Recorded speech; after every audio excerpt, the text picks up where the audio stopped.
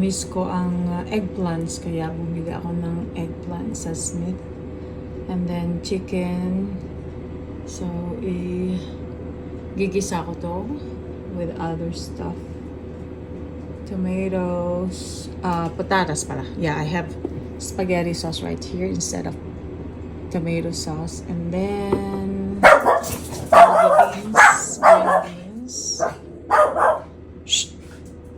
And then sa ilalim meron akong bell pepper.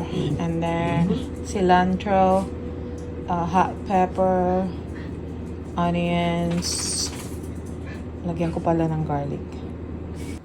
Alright, ready na. Nilagyan ko na rin ng eggs ulit. Kasi mahilig din ako sa eggs. Boiled eggs, most especially. Ayan, ito na.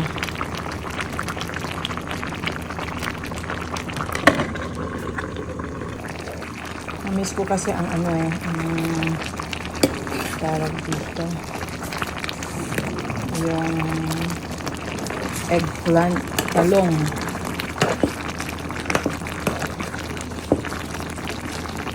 Yan, so, eggplant stew. Parang yung niluto ko rin to na yung Cajun spice na na seafood boil. Parang ganun din ang niya, ang luto niya. Chicken nga lang. Yan, na-miss ko na rin kasi ang chicken.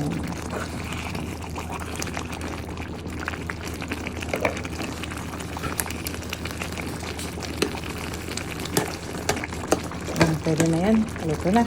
Kain na.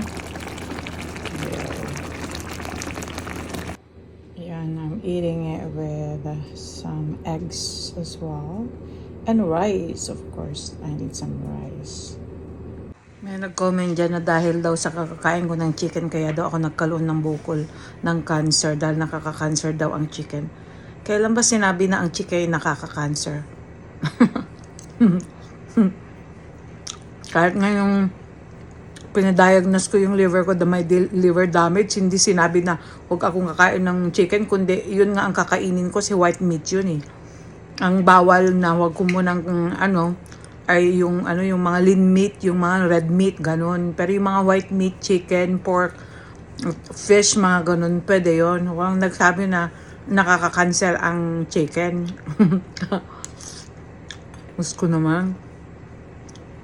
At saka isa pa, kahit alam ko na laging chicken ang kinakain ko, dahil alam niyo naman kung favorite mo talaga, di ba? Kahit gusto mo sanang iwasan kumain ng chicken, favorite ko chicken di ba? So anong magagawa natin? Hindi naman yung minuto chicken na yung kinakain ko. Nakikita nyo na, variety naman ang kinakain ko, di ba?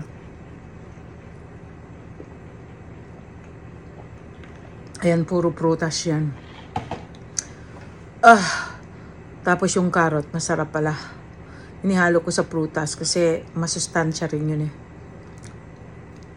Ayun it's been 3 years, di ba? Pero hindi ko lang talaga inasikaso nung kasi sabi ko, hindi naman sumasakit, wala namang nafe-feel na ganun ganyan. So, anyway, so hopefully, hindi naman siya yung talagang as in seryoso na maging cancer or whatever. So, life goes on. Hindi natin alam talaga kung ano yung maging kahihinatnan natin while we are here in the in the world. Kasi nga naman may mga ginagawa tayong minsan na talagang wala tayong disiplina or whatever, 'di ba? So siguro lahat ng mga yun ay may cost. Malalaman na lang natin later on kung ano yung cost ng mga yun, is either sa pagkain, is either sa kung ano yung lifestyle mo. Yung mga ganun, di ba? Malalaman na lang anyway. Dahil mga doktor naman magsasabi talaga kung ano. Or malalaman natin through searching kung ano yung mga causes talaga ng mga ganitong klaseng mga sakit. Di ba? To unwavering faith. But this transformation requires something from you, chosen one. It requires faith, obedience, and a heart that seeks to do good. The Bible says in James 2:17, faith by itself, if it is not accompanied by action, is dead.